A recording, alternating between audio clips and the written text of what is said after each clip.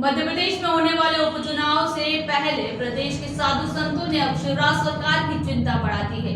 प्रदेश की 28 सीटों पर होने वाले विधानसभा उपचुनाव को लेकर कंप्यूटर बाबा ने साधु संतों के साथ लोकतंत्र को बचाने के लिए भाजपा सरकार के खिलाफ उतरने का बड़ा ऐलान कर दिया है। राजधानी भोपाल में रविवार को पत्रकारों से रूबरू होते हुए कंप्यूटर बाबा ने कहा कि प्रदेश की भारतीय जनता पार्टी वाली शिवराज सरकार के खिलाफ संत समाज लोकतंत्र को बचाने के लिए कंप्यूटर बाबा के नेतृत्व में मैदान में उतरकर प्रचार प्रसार करेगा।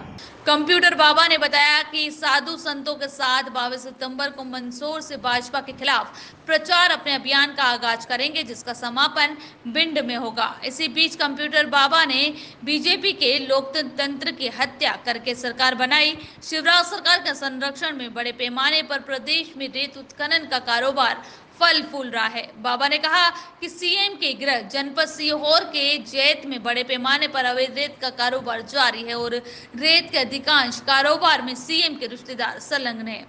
हमारे लोकतंत्र हमारी संस्कृति का अहम हिस्सा है। कुछ दुराचारियों ने लोकतंत्र का साथ जो खिलवाड़ किया है, उसके तहत पूरा संत समाज एकजुट हुआ है। मध्य प्रदेश में जिस ढंग से लोकतंत्र की हत्या की गई है और शिवराज सरकार ने जिस ढंग से खरीद फरोख्त करके लोकतंत्र की हत्या करके सरकार बनाई है।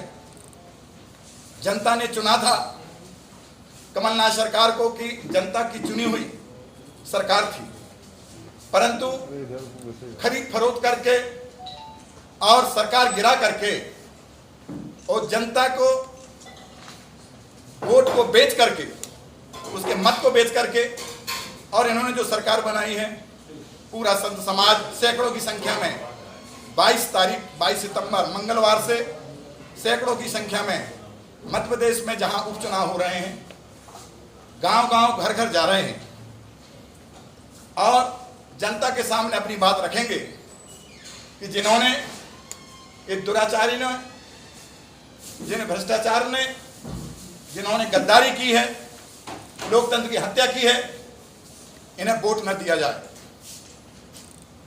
मुझे ऐसा लगता है कि पूर्व में राजा महाराजा हुआ करते थे और राजा महाराजा हुआ करते थे, उस समय एक दूसरे को चढ़ाई करते थे।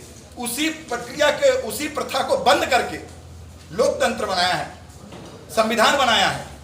उस संविधान में जनता चुने, वोट दे, मत दे, उस मत के साथ जो अधिक सीटों से आए वो सरकार बनाए। पर यहां उल्टा किया है।